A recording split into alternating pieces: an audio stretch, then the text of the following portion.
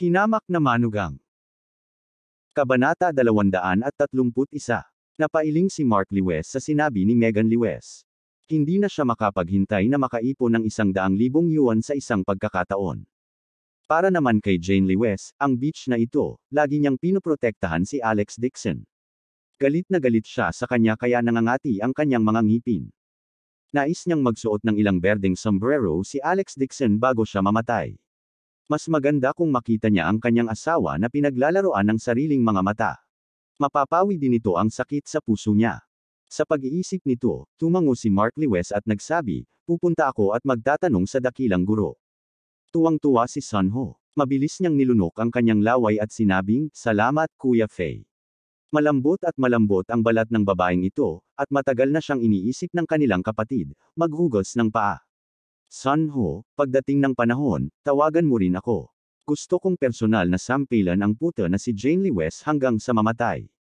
Sabi ni Megan Lewis. Nagseselos siya kay Jane Lewis, hindi isang araw o dalawa.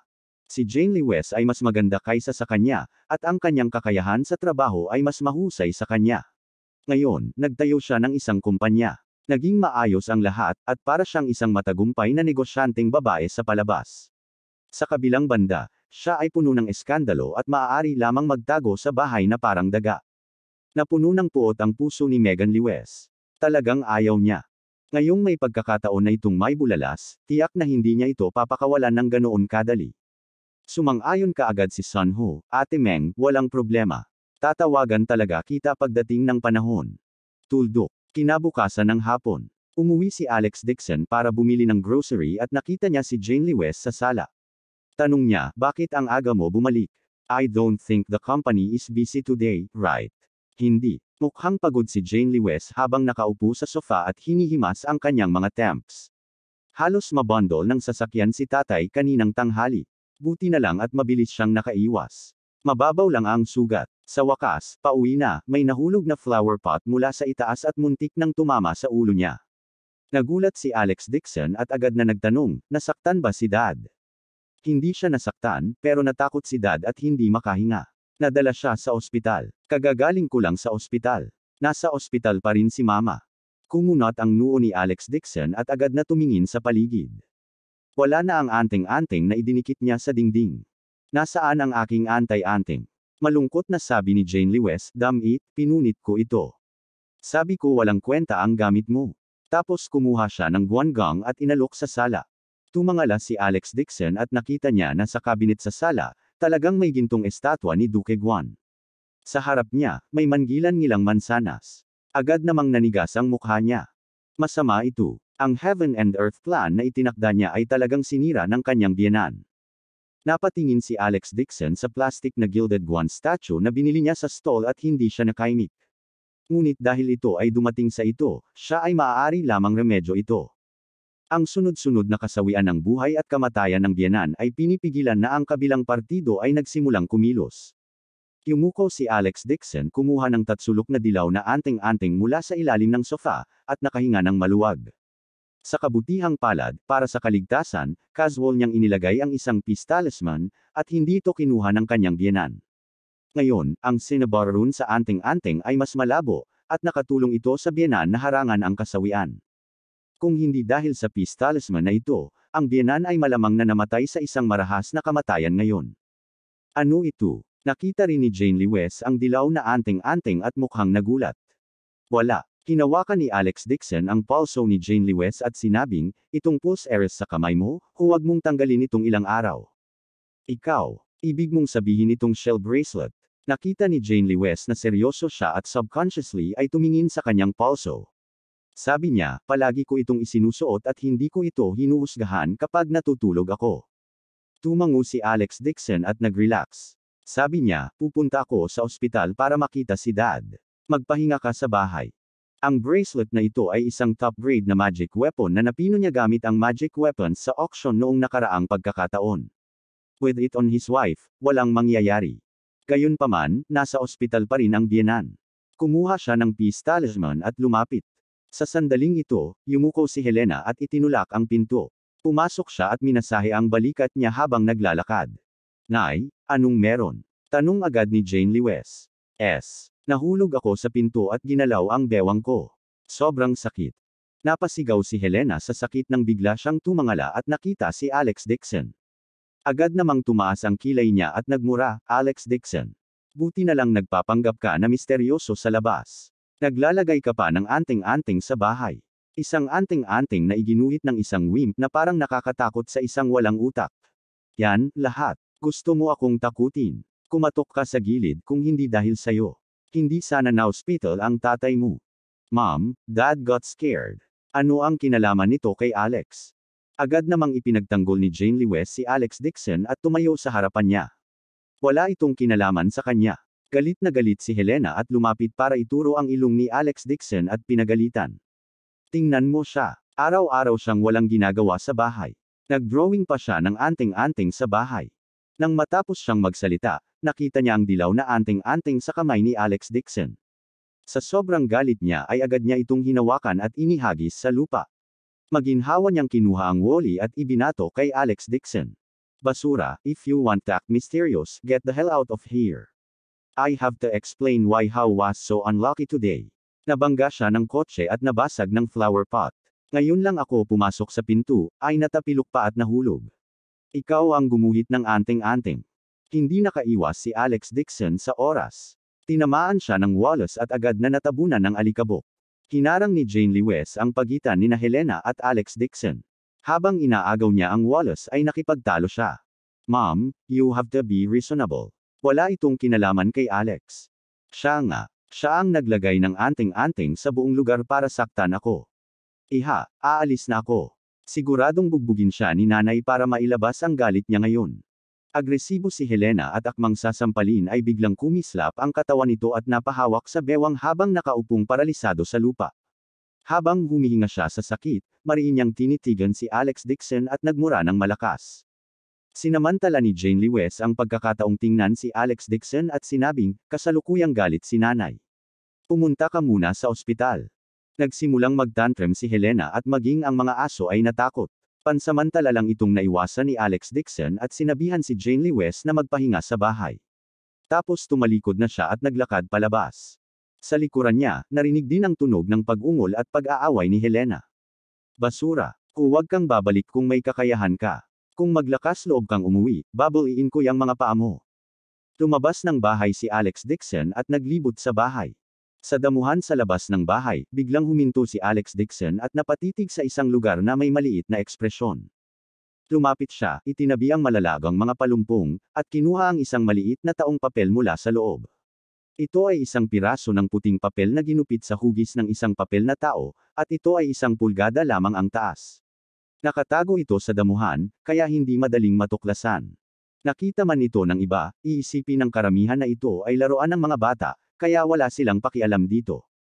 Gayunpaman, masasabi ni Alex Dixon sa isang sulyap na ito ay isang napakasamang sumpa sa Southern Ocean.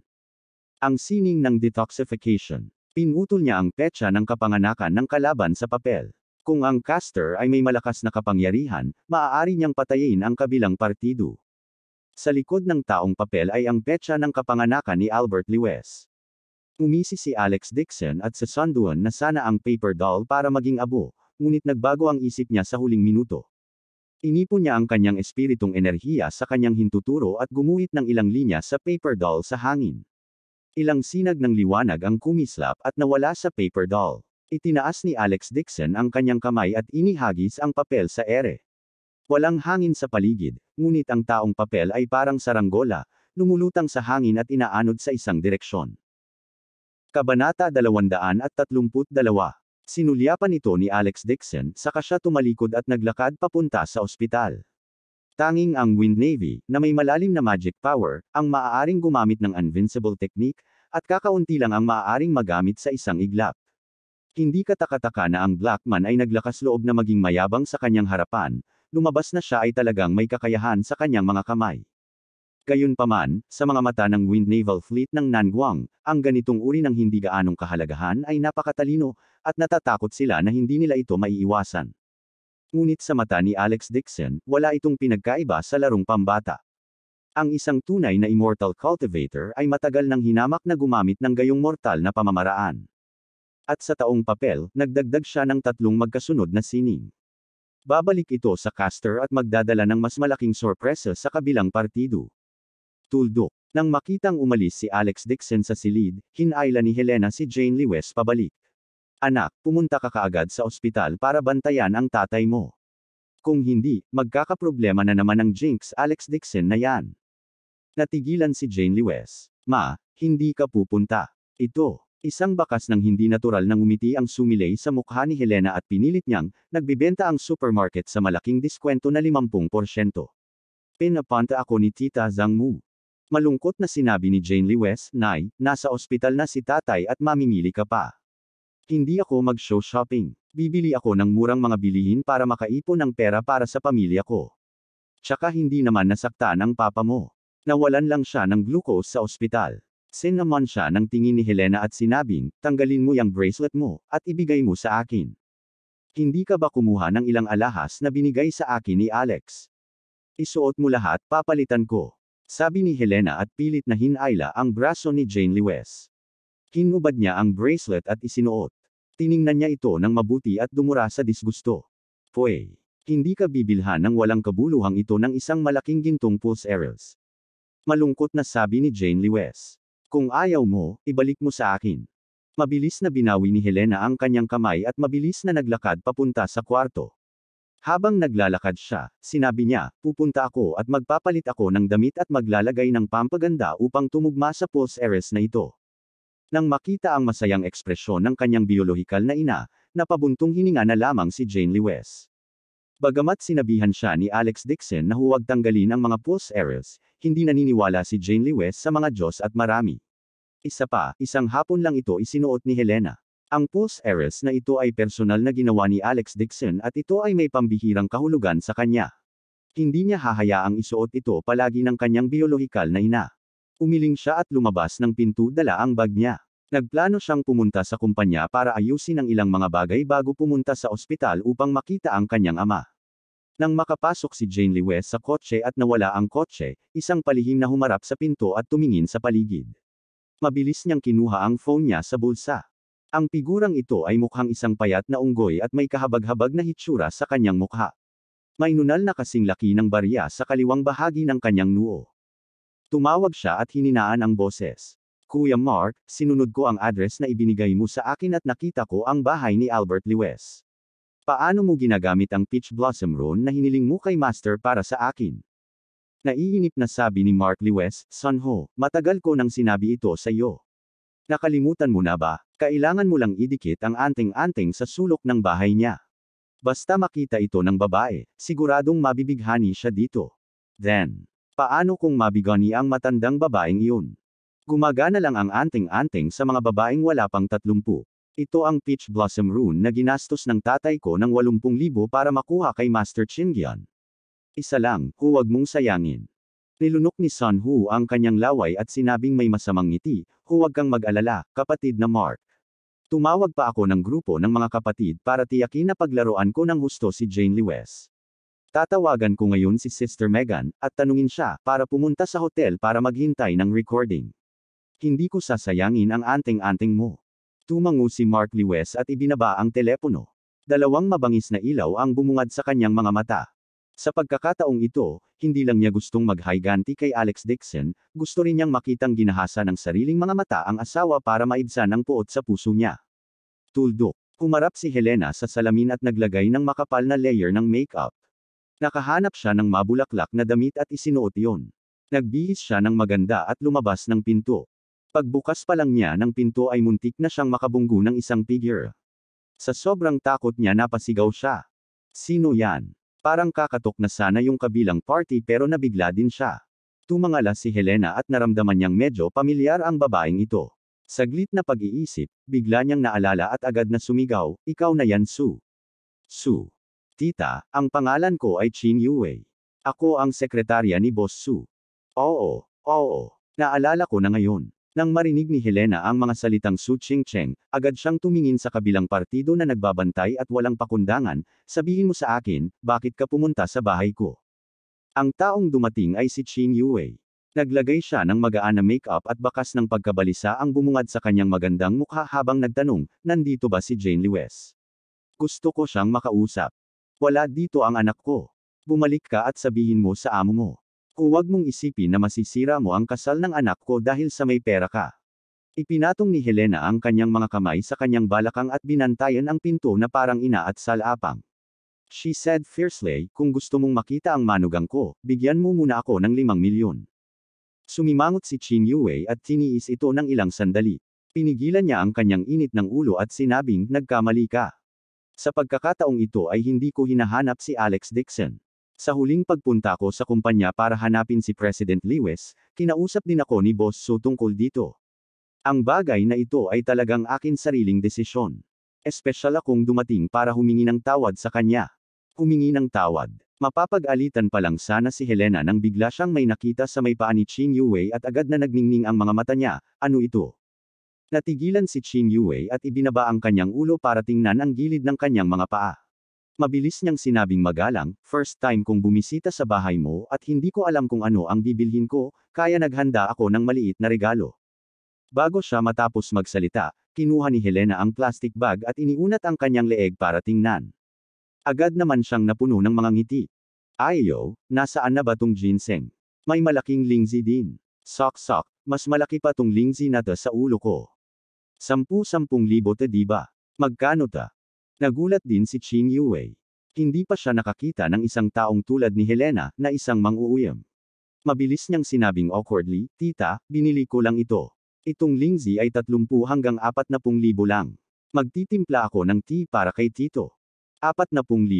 Sa sobrang tuwa ni Helena ay muntik na siyang mapatalon at agad na hinayla ang isa pang plastic bag, talagang mayaman din ang sekretarya ni Boss Su. Meron ding pearl powder, bird's nest, shark fin. Inilabas niya ang mga kahon ng regalo mula sa plastic bag at tiningnan ang mga ito ng may maaliwalas na mukha. Ang dalawang malalaking bag na ito ay hindi bababa sa daan-daang libo. Mayaman ako. Sa sobrang tuwa ni Helena ay hindi niya maisara ang kanyang bibig. Binago niya ang kanyang mabangis na hitsura ngayon at tumangala na may tuyong ngiti.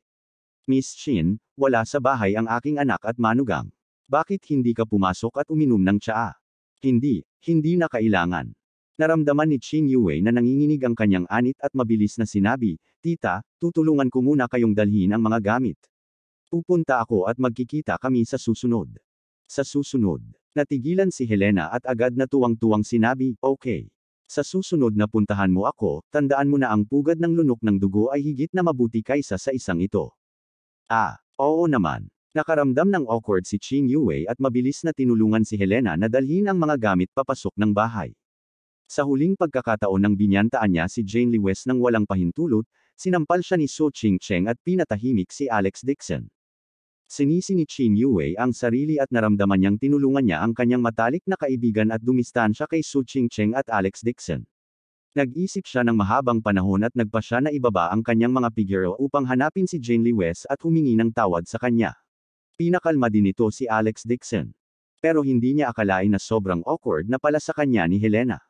Matapos dalhin ni Qin Yue ang mga gamit, mabilis siyang nakahanap ng dahilan para umalis. Hindi niya napigilan ang sigla ni Helena. Paglabas pa lang niya ng pinto, bigla siyang nakaramdam ng pag-ugong sa kanyang ulo. Nahihilo talaga siya. Buong lakas niyang ipinilig ang ulo at sinandal ang sarili sa dingding habang naglalakad papasok ng elevator. Kakaibang pakiramdam lang ang naramdaman niya. Kabanata 233. Bakit bigla siyang nakaramdam ng pagkahilo? Nilamag ba siya sa umaga? Kakababa pa lang ni Qin Yue sa hagdan at tatawagan na sana si Su Qingcheng gamit ang kanyang telepono nang may ilang figure na pumasok.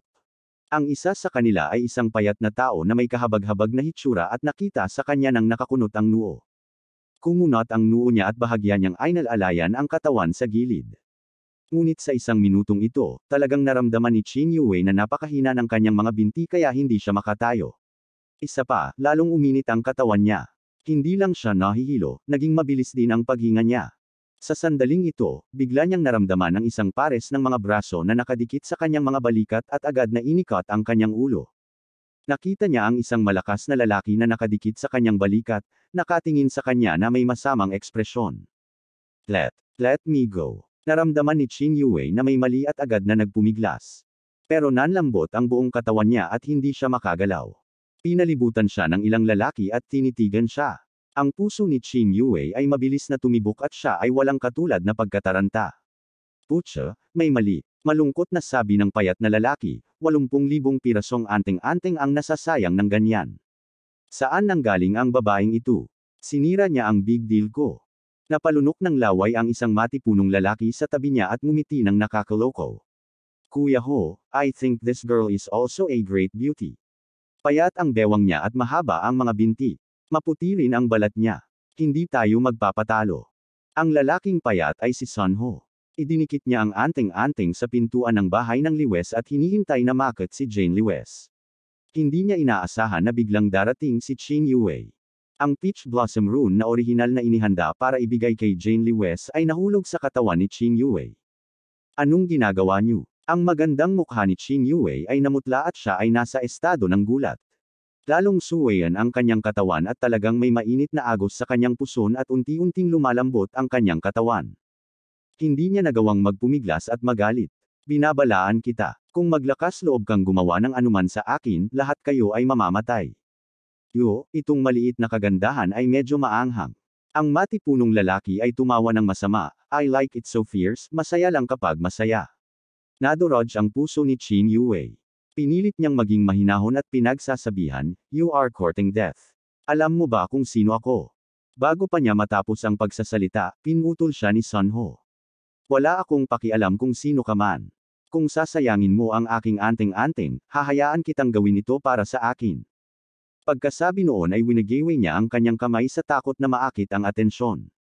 Agad na hinayla ng ilang malalakas na lalaki si Qin Yue papunta sa isang van sa labas ng pinto at itinulak siya sa backseat. Tulong. Nanghina ang buong katawan ni Qin Yue at hindi man lang siya makasigaw. Takot na takot siya. Paano naging ganito? Ano nga ba ang nangyari sa kanya? Hindi lang siya nagkaroon ng lakas sa kanyang katawan, ngunit naramdaman din niya ang alon ng init sa kanyang katawan. Maging ang kanyang mukha ay namumula at nag-iinit, at ang kanyang isip ay unti-unting nahihilo. Nagmamadaling tumalon si Sun Ho sa van. Nang makarinig siya ng mga yabag sa likuran niya, dali-dali siyang tumawag, pumunta ka sa Golden Noble Hotel. Nakabuk na si Sister Meng ng room 1402. Bilisan mo na ang pagmamaneho, huwag mong hayaang may makaalam. Mabilis na inapakan ng matipunong lalaki ang accelerator, at mabilis na umabant ang van. Nakaharap sa ibaba ang mukha ni Qin Yue at natakot siya. Pilit niyang pinigilan ang kanyang takot at kinuha ang kanyang telepono nang hindi siya handa. Binuksan niya ito habang nanginginig. Ang ilang matipunong lalaki ay nagmamaneho sa takot at hindi napansin ang kanyang maliliit na galaw. Si Qin Yue ay orihinal na gustong magpadala ng text kay Su Qingcheng ngunit nadulas ang kanyang kamay at talagang nakita niya ang numero ni Alex Dixon. Wala na siyang lakas at magagamit na alam niya ang huling kaunting lakas para magpadala ng mensahe kay Alex Dixon. Matapos may padala ang mensahe, hindi na makahawak ang malato niyang kamay sa telepono at gumulong ang telepono sa lupa. Sa huling pagkakataon na pinuntahan niya si Jane Liwes, si Alex Dixon ay walang katulad na galit, at siya ay kasing lamig ng yelo sa kanyang sarili. Kinamumuhian niya ang sarili kaya malamang hindi niya sineseryoso ang mensahe nito. Nang maisip ito ni Qin Yue, isang luha ang tumulo sa kanyang mukha. Ang lahat ay dulot ng karma, hiniling niya ito. Kahit na walang pakialam si Alex Dixon sa kanya, hindi niya masisisi ang iba. Tuldok. Kakaalis pa lang ng van nang lumabas si Helena mula sa hagdan na maganda ang suot. May hawak siyang dim yellow na anting-anting sa kanyang kamay. Galit na galit siya at tinawagan si Alex Dixon. What the hell are you doing again? Posting anting-anting sa pinto. I think you have nothing better to do. Akala mo talaga master ka, nagpapanggap na misteryoso sa bahay. Papunta na sa ospital si Alex Dixon nang bigla siyang makatanggap ng tawag mula sa kanyang biyenan. Naguguluhang tanong niya, anong anting-anting? Gusto mo pa akong paglaruan? Pinunit ko na ang anting-anting ng aswang sa bahay, at ayaw mo pa ring sumuko, kaya gumawa ka ng anting-anting at dinaikit sa pintuan ng bahay ko. Habang pinapagalitan si Helena, mas lalo siyang nagalit. Sumigaw siya, ngayon si Miss Qin ay nagdala ng regalo at pumunta sa aking bahay. Mabuti na lang at hindi niya nakita ang iyong anting-anting na multo. Kung hindi, ang mukha ko ay itinapon mo. Qin Yue. Nanlamig ang mukha ni Alex Dixon. Oo, nagdala si Miss Qin ng maraming regalo at pumunta siya para humingi ng tawad. Sabi ni Helena at iniba ang topic. Pero kung maglakas loob kang hanapin siya sa likod ng anak ko, huwag kang pumasok sa bahay na ito. Hahapinin kita para ayusin ang gamit ng sticker ng anting-anting mamaya. Pagtapos, ibinaba ni Helena ang telepono nang walang paliwanag. Minasa niya ang dilaw na anting-anting upang maging bola at itinapon sa basurahan. Ang walang kabuluhang ito ay talagang nang ahas na takotin siya. Palagi siyang nasa bahay na gumagawa ng mga kakaibang bagay. Paano maaaring magkaroon ng anumang masamang kapalaran? Ang swerte niya ngayon ay napakabuti. Tumayo si Alex Dixon sa gilid ng kalsada at nakasimangot. Wala siyang nilagay na anting-anting sa pintuan. Malamang may nangyari. Sa sandaling ito, bigla siyang nakakita ng hindi pa nababasang mensahe sa kanyang telepono. Agad niya itong binuksan para tingnan. Gayunpaman, ang mensahe ay mayroon lamang dalawang salita. Ako ay. Sandali itong tinitigan ni Alex Dixon at agad na tinawag si Sung Yulo. 10 minuto, hindi, 5 minuto. Tingnan kung nasaan si Chin Yue. Pumunta lang siya sa bahay ko. Agad na sumagot si Sung Yulo nang may paggalang, okay, young master. I-activate ko agad ang Heavenly Eye. Tuldok. Sa hotel, nakahiga si Chin Yue na paralisado sa kama ni Shi Mensi. Ang kanyang mukha ay kasing pula ng apoy, at ang kanyang katawan ay kasing init ng apoy. Sa tabi ng kama, ang ilang mga malalakas na lalaki ay tumitig sa kanya ng mata ko, at ang kanilang mga lalamunan ay patuloy na gumagalaw. Kuya Ho, paglalaroan mo ba ang babaeng ito o hindi? Pinagkrus ni Sun Hu ang kanyang mga braso, naglakad pabalik-balik ng ilang beses, at pinalaki si Chin Yue. Nakita niya itong nakatagilid na nakahiga sa kama. Bahagyang nakabukas ang kanyang mapupulang labi at malabo ang kanyang mga mata. Walang alinlangan na nahayag ang kanyang magagandang linya sa katawan. Ang kanyang itim na OL uniform ay nakabalangkas sa kanyang curvy curves. Ang kanyang payat na mga binti ng jade, na nakasuot ng translucent na medyas na kulay laman, ay patuloy na pumipilipit. Ang eksenang ito ay nagpalunok kay Sun Hu, at tumaas ang kanyang pagnanasa. He waved his hand and said, "Who cares? Anyway, sayang ang antay-anting. Maglaro muna tayo." Huwag. Si Chin Yue ay mayroon pa ring huling kaunting malay na natitira. Ginamit niya ang lahat ng lakas ng kanyang katawan sa pagpupumiglas, ngunit ang kanyang mga kamay at paa ay hindi nakikinig sa kanyang mga utos. Sa pagtingin sa kanilang masasamang lalaki sa silid, si Chin Yue ay nakaramdam ng matinding kawalan ng pag-asa. Sino ba talaga sila? Bakit siya makakatagpo ng ganoong bagay nang walang dahilan? Kalahati pa lang ng message niya ang naipadala niya. Natanggap man ito ni Alex Dixon, hindi niya malalaman kung ano ang gusto niyang sabihin, lalo na't hindi ako hinahanap. Maganda ang figure ng babaeng ito, mauna na ako. Si Sun Hu ay may masamang ngiti sa kanyang mukha. Nagmamadali niyang hinubad ang kanyang sando at naglakad papunta kay Chin Yue. Sa likod niya, hawak ng isang malakas na lalaki ang phone niya at napalunok ng laway habang tinatapik ito. Kuya Ho, tikman mo muna, pagkatapos ay ibalik mo sa akin. Hinubad ni Sun Hu ang kanyang sinturon at tumawa ng malakas. Huwag kang mag-alala, lahat tayo ay may kaati. Biglang sumigaw ang matipunong lalaki na may hawak ng telepono sa nanginginig na boses na parang nakakita ng multo. Tiger, Kuya Ho, may tao sa labas ng bintana. Idiot, ito ang 14th floor, walang tao sa labas ng bintana. Bago matapos ni Sun Hu ang kanyang mga salita, siya ay natigilan. Diretso ang tingin niya sa bintana. Nakita niya ang isang figure na kumikislap sa labas ng bintana, at sa isang malakas na sipa, nabasag ang salamin at madaling tumalon. Bang! Ang glass slab ay tumalsik sa lupa. Natigilan lahat ng mga tao sa kwarto. Matagal nilang tinitigan ang mga figure, hindi na makabalik sa kanilang katinoan. Langit. Ito ang ika-14 na palapag. Saan nanggaling ang taong ito? Tumipad kaya siya? Kabanata 234. Isang buhawi ang dumaan sa silid, umikot sa paligid, at ang hangin ay nagpagulong-gulong sa silid, na naging sanhi ng ilang mga tao na pasuray-suray. Ang matipunong lalaki na nasa figure ay napailing pa ng malakas na hangin at bumagsak sa lupa. Bumagsak siya sa lupa. Agad na humina ang hangin at nawala sa isang kisap mata. Noon lamang itinaas ni Sun Hu ang kanyang ulo. Gulat na gulat siyang tumingin sa labas ng bintana at saka takot na tumingin sa kabilang partido. Bamulong siya, ikaw. Paano ka nakaakyat dito? Dahan-daang tumayo si Alex Dixon at mahinang nagsalita, napakaraming tao sa elevator, masyadong mabagal, kaya dumiretso ako. Siya ay tumuntong sa maagang yugto ng foundation establishment, at ang kanyang katawan ay kasing gone ng isang lamok. Kinain niya ang 2 katlo ng enerhiya na sumusubok sa kanyang katawan, nagpapatawag ng buhawi sa paligid ng kanyang katawan, at isang hininga sa tulong ng hangin. Sino ka, tao ka ba o, multo? Napatulala na ang matipunong lalaking may hawak ng phone. Nanginginig ang kanyang mga paa.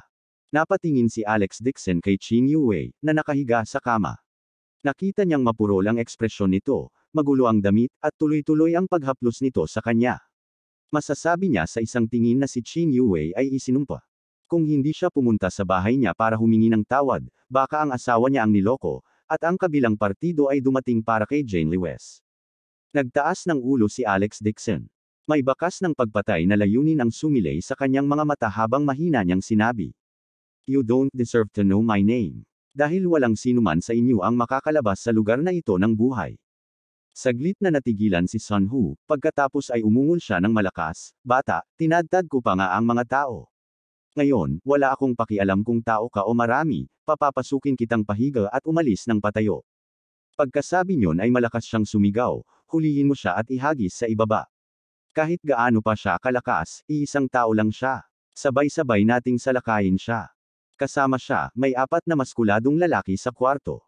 Lahat sila ay matangkad at malaya. Nang marinig nila ang utos ni Sun Ho, agad silang natauhan. Dali-dali nilang kinuha ang kanilang mga club at sumugod kay Alex Dixon. Nagkaroon sila ng kalamangan sa mga numero. Tundag man sa langit ang batang ito, mabubugbog pa rin hanggang sa paghahanap ng ngipin sa lupa. Malamig ang ekspresyon ni Alex Dixon. Para sa kanya, kahit na doble ang bilang ng mga kaaway, sila ay magiging langgam pa rin. Akmang susuntukan na ng iilan sa kanila si Alex Dixon, bigla niyang itinaas ang kamay. Isang bagzo ng ligaw na hangin ang tumaas mula sa lupa. Tinatangay talaga sila ng malakas na hangin hanggang sa hindi na sila makahakbang pasulong, dahilan para mahulog sila sa buong lugar. Ang mga gamit sa bahay ay nalaglag sa lupa, at maging ang chandelier sa kisame ay hinaypan sa lupa, na nagkapira-piraso. Isang matipunong lalaki ang halos hindi nakahawak sa wardrobe bago siya makatayo. Na-deform ang muscles sa mukha niya dahil sa suntok. Ibinuka niya ang kanyang mga ngipin at umungal, Brother Ho, ang taong ito ay marunong ng demonyong sining.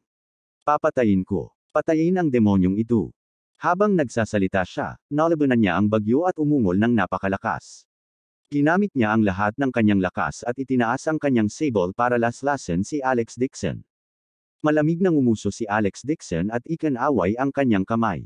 Bumangon ka. Isang malakas na bagzo ng hangin ang hamampas at agad na ginulong ang malakas na lalaki, pinalabas ito sa bintana. Takot na takot ang malakas na lalaki kaya namutla ang mukha. Patuloy siyang sumisigaw, hindi, huwag. Ibaba mo ako. Bago pa siya matapos magsalita ay napabuga na siya sa bintana ng malakas na hangin.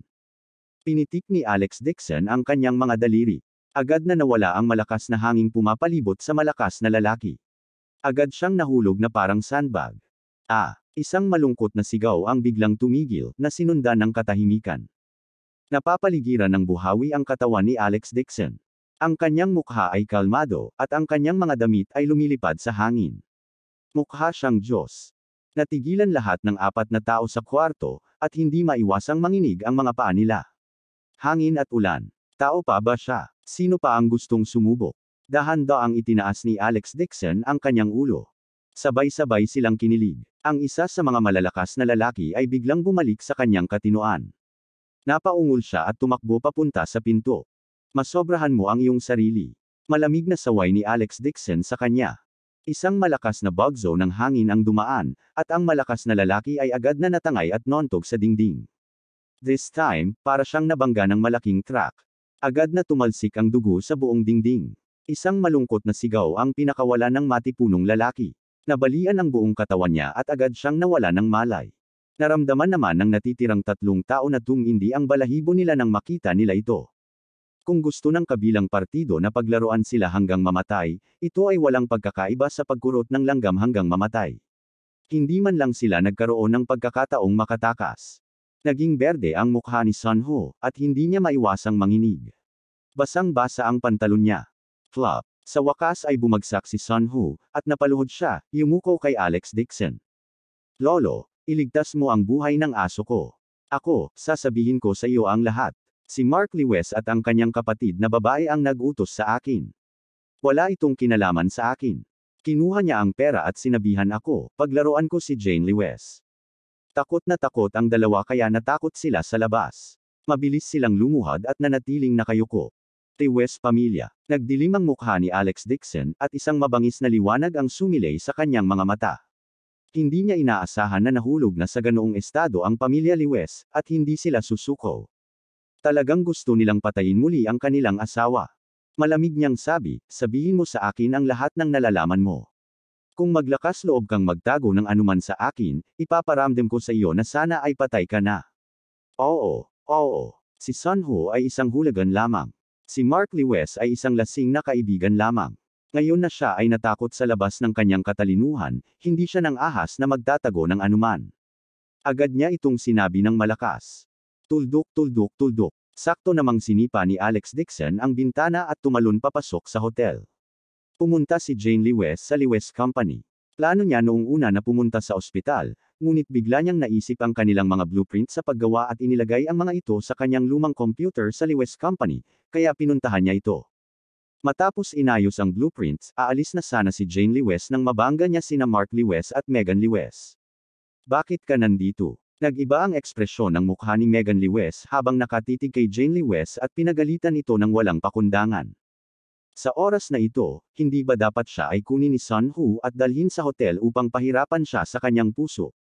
Nakaramdam ng pagkasuklam si Jane Lewes sa kanyang puso at malamig na sinabi, babalik ako sa kumpanya para kunin ang mga gamit. Mangyaring tumabi. Malamig na bumuntong hininga si Megan Lewes, Jane Lewes, matagal ka nang umalis sa kumpanya at ngayon ay kinukonsidera kang nagnanakaw ng mga sikreto ng kumpanya. Huwag mong isipin na umalis ng ganoon kadali. Nang matapos, agad siyang tumawag sa security office at kumuha ng isang tao na lumapit at hulihin si Jane Lewes. Ang kanyang walang hiya at mayabang na mukha ay nagpagalit at nagalit kay Jane Lewes. Sinabi niya, ito ang sarili kong impormasyon. Lahat ng bagay sa kumpanya ay pagmamay-ari ng pamilya ko. Si Mark Lewes ay mahigpit na sumuporta kay Sun Ho, ngunit sa kanyang puso, galit na galit siya kay Sun Ho.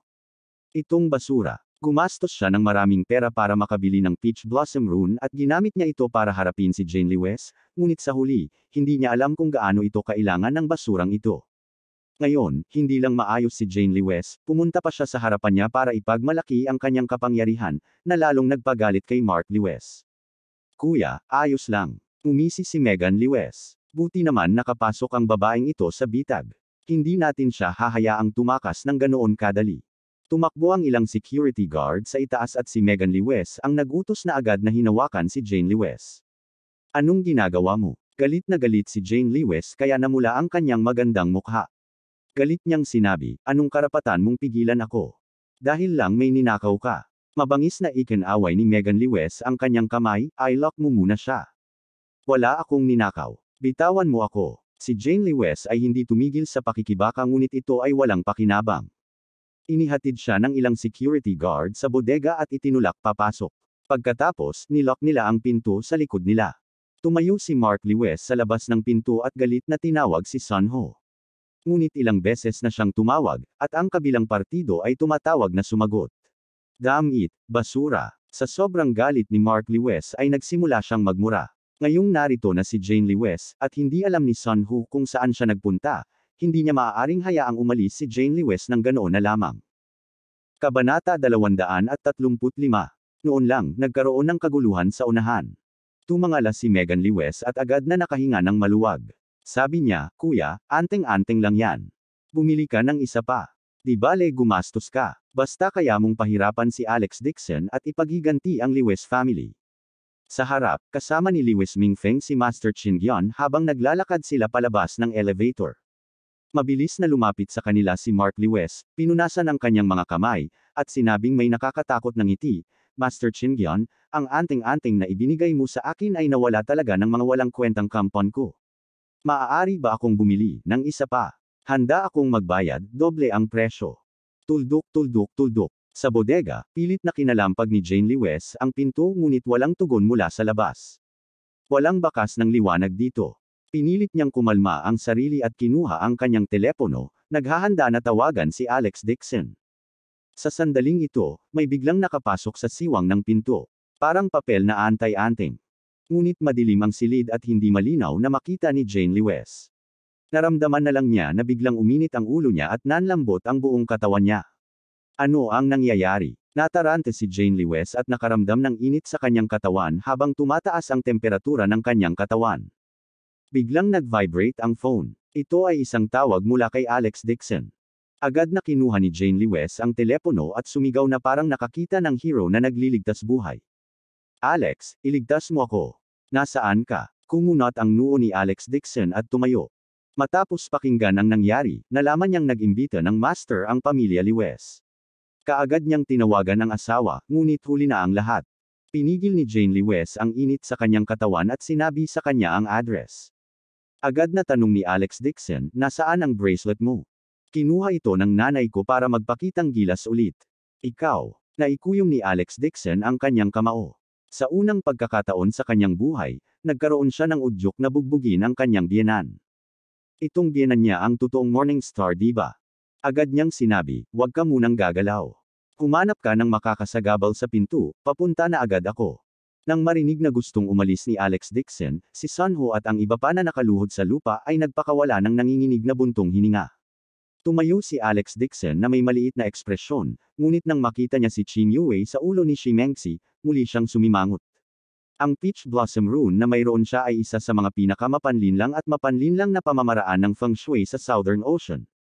Ito ay partikular na ginamit sa pakikitungo sa mga kababaihan. Ang mga metapisika na masters ng Orthodox daw ay nanunuya sa ganitong uri ng sining. Hindi man lang sila nag-abalang gamitin ito. Ang anting-anting na ito ay napakasama. Mababaliw sila. Kung gusto niyang maresolba ito kaagad, isang araw at isang gabi ang kailangan niyang hintayin bago mawala ang art. Ngayong naging biktima si Chin Yue ng art, nabaliw ang kanyang isip. Kung iiwan niya siya rito, hindi maiisip ang kahihinatnan nito. Nag-isip sandali si Alex Dixon at binuhat si Chin Yue sa kanyang balikat. Sinigawan niya si Sun Hu at ang iba pang nakaluhod sa lupa. Dito na lang kayo maghintay. Magagamit ko pa kayo. Kuya, wala po kaming pupuntahan, mabilis na sagot ni Sun Ho. Bahagyang tumango si Alex Dixon at binuhat si Chin Yue palabas ng pinto. Nang isara niya ang pinto, ginamit niya ang kanyang bilang na enerhiya upang gumuhit ng rune sa pinto. Isang mahinang ilaw ang kumislap at ang rune ay pumasok sa pinto at nawala ng walang bakas. Ang rune na ito ay sapat na upang bigyan ang 3 taong ito. Ang dahilan kung bakit nila iniingatan ang kanilang buhay ay dahil ang ginawa ng Lewis family ay lubusang nagalit kay Alex Dixon. Ang Lewis family ay paulit-ulit na nakipag-ugnayan sa kanyang asawa. Sa pagkakataong ito, kailangan niyang tiyakin na ang Lewis family ay walang hanggang mapapahamak. Inakbayan ni Alex Dixon si Chin Yue at lumabas ng elevator. Dumiretso siya sa gilid ng kalsada at tumawag ng taxi. Hindi siya nagmamaneho, at isinama pa niya si Chin Yue, kaya't maaari lamang siyang tumawag ng taxi. Saktong papasok na siya sa sasakyan, may isang pares ng malalambot na braso ang biglang yamakap sa kanya, at pagkatapos ay bumuga ng mabangong hangin. Si Chin Yue ay natulala. Nang maamoy niya ang amoy ng isang lalaki ay agad niyang pinulupot na parang water snake. Kumunot ang noo ni Alex Dixon at agad na hinarang ang braso niya. Gayunpaman, si Chin Yue ay parang tagtuyot na sumasalubong sa ulan. Nang mahawakan niya si Alex Dixon, dumaikit agad ang buong katawan nito sa kanya. Pumikit siya at patuloy na humahaplos sa kanya.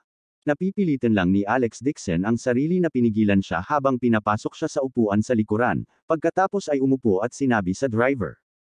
Pumunta ka sa Lewis Company. Si Chin Yue ay patuloy na nakadikit sa kanyang katawan. Kailangang gamitin ni Alex Dixon ang kanyang braso para harangan ito, ngunit patuloy niyang hinaharangan. Si Chin Yue ay matyaga at sinubukang kumakapit sa kanyang mga bisig.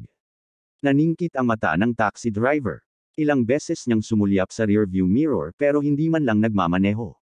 Maingat na tanong niya, Kuya, hindi ka nagdroga ng babae, di ba? Namamanhid ang anit ni Alex Dixon. Hindi niya inaasahan na ganoon kalakas ang hustisya ng taxi driver. Pinilit niyang ngumiti at sinabing, ito ang asawa ko. Sa sandaling ito, biglang tumawag ng matamis si Chin Yue, hubby, at bumalik sa kanyang yakap. Haha kuya, hindi mababaw ang swerte mo sa babae. Ang sigla ng asawa mo. Kakakasal lang ninyong dalawa. Ang driver ay tumawa ng 2 beses, at sa isang naiintindihan ko, tinapakan niya ang accelerator. Para maiwasan ang hindi pagkakaunawaan ng driver, napaluhod na lamang si Alex Dixon kay Chin Yue. Sa pananaw ng driver, para itong magkasintahang magkayakap. Sa kotse, nakatanggap si Alex Dixon ng tawag sa telepono mula sa Renhitang ng Haicheng, na nagsasabing gusto niyang sumama sa kanyang ama sa Jinling upang pasalamatan siya at iulat ang pag-unlad ng pabrika ng parmasyutiko. Sa telepono, binanggit din niya si Renfeng. Naging gulay na siya at hindi pa nagigising. Casual na nagpalitan ng ilang salita si Alex Dixon at ibinaba ang telepono. Hindi kalayuan dito ang kumpanya ni Lewis. Umupo si Alex Dixon sa kotse at tumawag kay Dulong. Isang malamig na liwanag ang bumungad sa kanyang mga mata. Sa pagkakataong ito, dapat pagbayaran ng Lewis family. Tuldok, tuldok, tuldok. Pagbuksan mo ako ng pinto. Galit na inutusan ni Megan Lewis ang ilang mga malalakas na lalaki na nagbukas ng pinto ng junk room. Katatapos lang niyang ipasok ang Peach Blossom rune sa siwang ng pinto. Pinlano niyang hintayin si Jane Lewis na mahulog sa bitag at magdala ng kanilang hoodlums. Pagkatapos, bubuksan niya ang pinto at hayaan ang buong kumpanya na makita ang kanyang malaswang hitsura. Sinong mag-aakalang isasara talaga ni Jane Lewis ang pinto sa likod niya? Ilang matipunong lalaki ang nagpatuloy sa paglunok ng kanilang laway at paulit-ulit na sinisipa ang pinto. Ang isa sa matipunong lalaki ay umungal ng malakas at ibinaba ang kanyang palakol. Biglang naputol ang kahoy na pinto. May pagmamalaki si Megan Lewis at sumigaw sa Schadenfreude, Jane Lewis, tingnan natin kung hanggang kailan ka makakapagtago. Who knows, baka matagal ka nang nagugutom sa loob. Espesyal akong nagdala sa iyo ng ilang lalaki para gawin mo, masaya. Nang siyang magsalita ay bigla siyang nakarinig matapos ang kanyang paglalakad sa kanyang likuran. Tatalikod na sana siya ay biglang nakaramdam ng matinding sakit ang anit niya at agad siyang napasigaw. Sinong humila sa buhok ko? Saktong paglingon ni Megan Lewis, isang malakas na sampal ang damapo sa kanyang mukha. Agad siyang pinalipad nito at napasigaw siya nang bumagsak siya sa lupa. Tiniis niya ang sakit sa kanyang mukha at tumangala. Siya ay agad na natakot sa labas ng kanyang talino.